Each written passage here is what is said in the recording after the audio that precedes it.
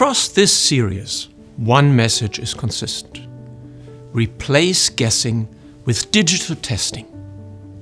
MelSoft Gemini is your digital playground for manufacturing, a place to model your line or logistics, test alternatives, and choose the best scenario before you change anything in the real world. So what did we cover in this series? We looked at digitalization foundations and why a step-by-step approach matters.